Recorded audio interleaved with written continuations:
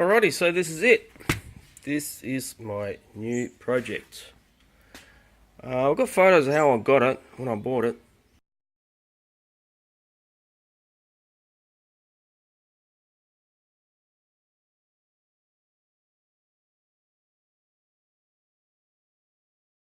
But it was well, still is, sort of. But it's a HPI 5SC. So I had a rear bumper, I had a front bumper, had the two side, I don't know what they were, sort of guards, protectors, covers coming up. And of course I had the body on top. Now my plan was to just run it as a 5B, and then after thinking about it for a little bit, I thought I'd make this into a little project of actually making up my own cage. So I've made this cage out of straws and masking tape. I'll put it up for you. See if I can put it in.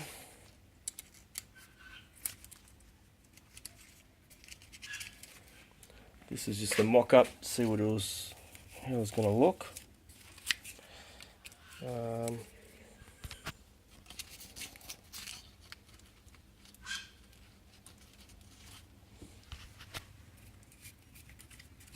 Alright, so there we go. So that's how it looks. So I was sort of pretty much off the rock bouncer cage look. Those buggies that go up the hill with monster motors and awesome cages. This is pretty much just rough. It's just a rough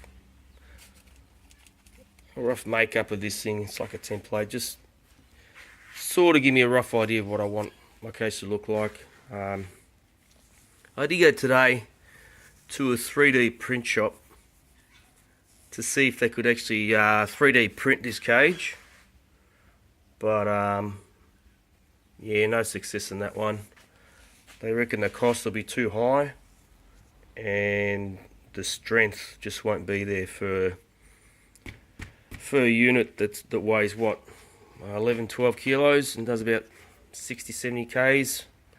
I said, could it handle a rollover on such a thing? And he said, nah, 3D printing's strong, but when you're looking at weight and speed into a major rollover, he goes, this will just snap. So I'm going back to my original idea of going with alloy rod. There's a place up the road that sells it 6.3mm alloy rod, and I don't think I'll be able to brace it as much as this, but yeah, it has to be priced properly, and just braze it together with some silver solder, or there's some brazing rods that are like 45% silver, which is meant to be the go, but geez, they're expensive. So yeah, so that's the plan with this thing. But all I've got for this unit so far is I've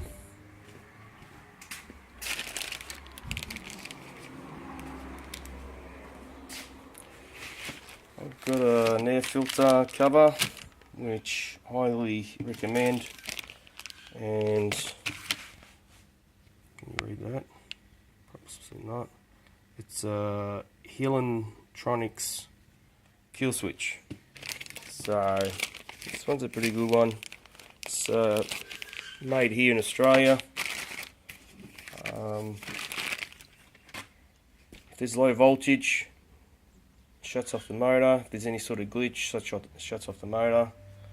And then if it gets out of range or something happens and it doesn't switch off, you got the remote, the 3-channel remote switch as well. So also got some, I haven't got them yet, I've got some shock socks coming.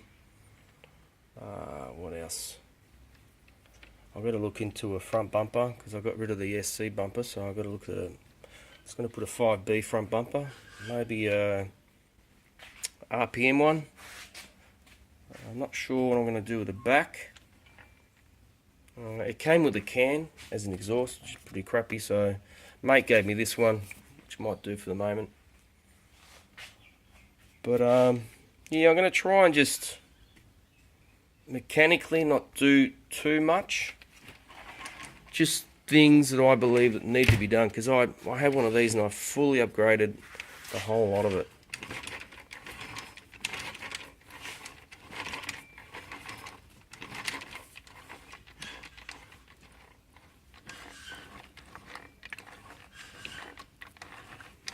Funny notching.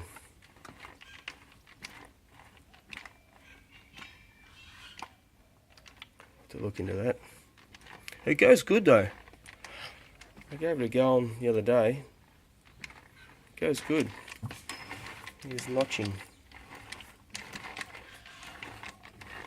I don't know what that's from. Not sure if it's the brakes. Let's take the brakes off it. No.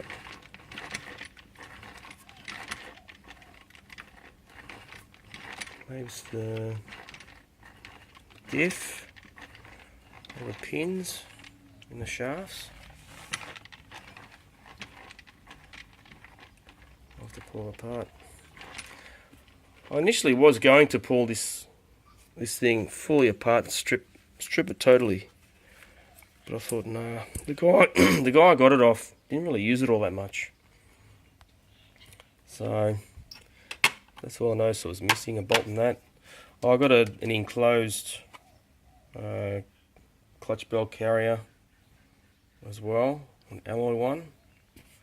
I'm waiting on that.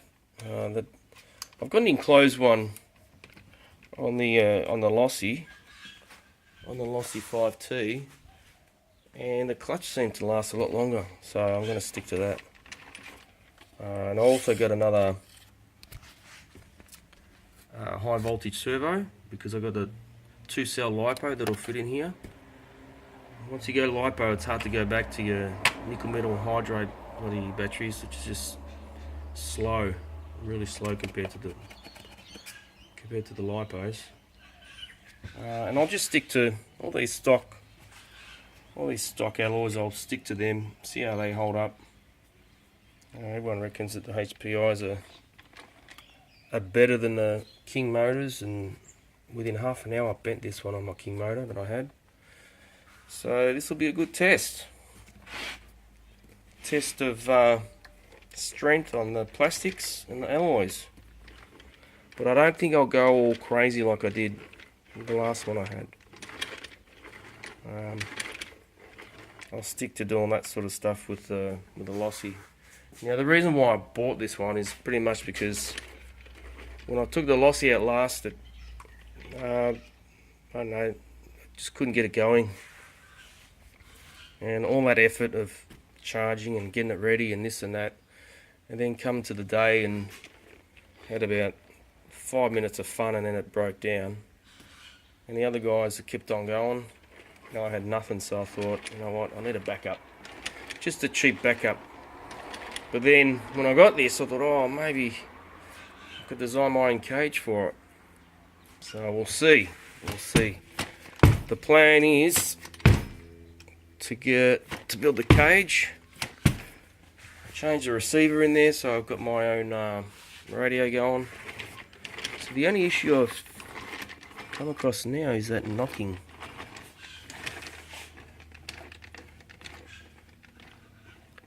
Might be, oh, there you go.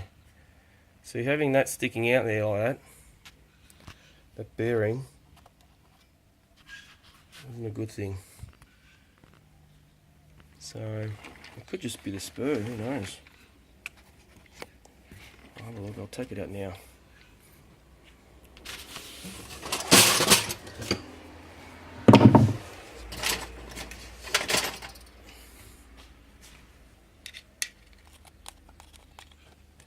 This is what happens when you buy second hand. I still think it's way worth getting a second hand. I bought my King motor a couple of years ago, brand new. And I bought that for what, $800. And then it cost me the same amount to upgrade it all. These HPIs brand new are like $1,600. But now I got this one for $400 and sold the other bits and pieces. It probably owes me about $200 now. So, well, the spur looks alright.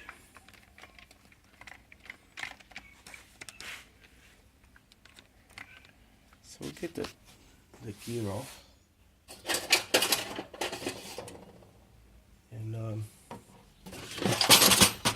work out where that notching is coming from.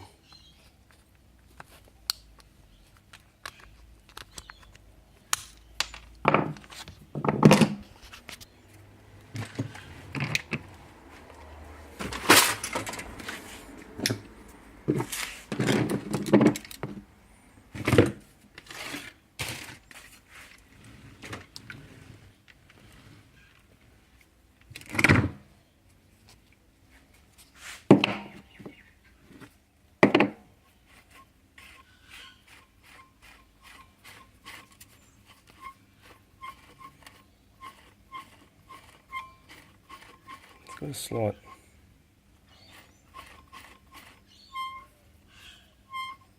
So it's grabbing there. So that's the problem. That's where it's grabbing. I think that either bearing or something's gone on that. Well, there you go.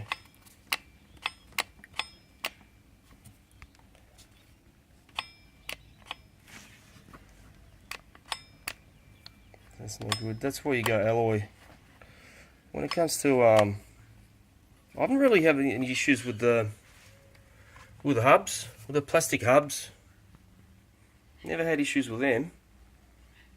But when it comes to these, yeah, more prone to having issues.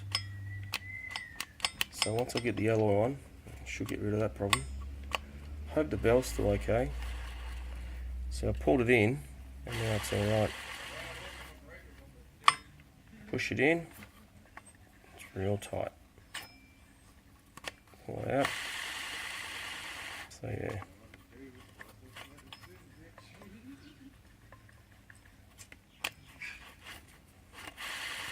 There we go. So there's an issue already. But other than that, thing runs good. Can't complain.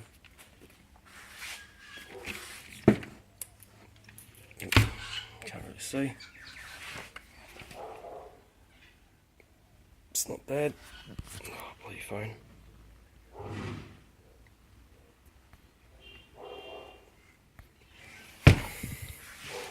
So yeah.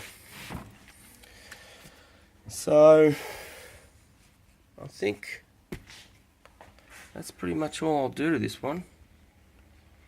Is build the cage. I'll make my own cage. It'll probably cost me, I don't know, the rods, I'd say $100. $100. I've got the butane bottle. I've got the brazing rods. I've got the rods. Yeah, it's going to be really tough to do because of all the bracing. But if I can get a finish like that, it looks pretty mad, you know. That needs more bracing as well, you know. But just so these don't collapse, and it doesn't collapse that way. Because normally when you have a cage, when you fit a cage to these things, they've got you need the 5T kit so that you can go off the rails, off the side rails, and there your center supports from there and there. But I'm not going to have those. I'm not going to have those at all. Mine's going to be a thinner one. So I was thinking make a smaller one for these for rear-mounted pipes. And then if at some stage I get a side mounted pipe, I might make a little bit wider one, which might look even crazier, and have like little wheel arch things at the back. I don't know. See how this first one comes out, and yeah, that's what's on the go. All right, well, thanks for watching. Hope you enjoyed. If you got any questions about the Lossies, 5T, even the DBXL, I had a DBXL before, or any questions about these ones, feel free to go, ask away, and that's about it.